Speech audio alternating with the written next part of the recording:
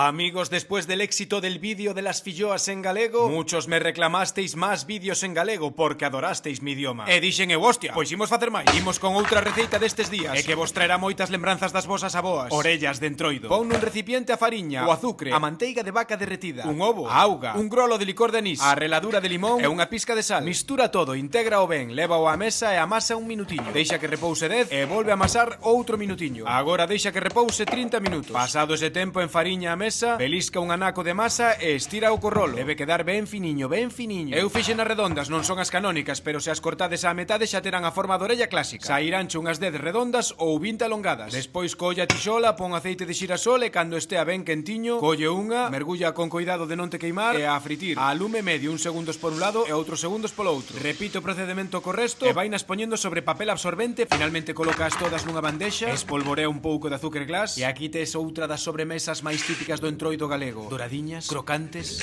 o sabor da manteiga, do anís, do limón. E sabes con que as acompaño eu? Cun bo licor café. Sí, iso só os galegos poden entendelo. Viva o entroido, viva o galego, viva o licor café.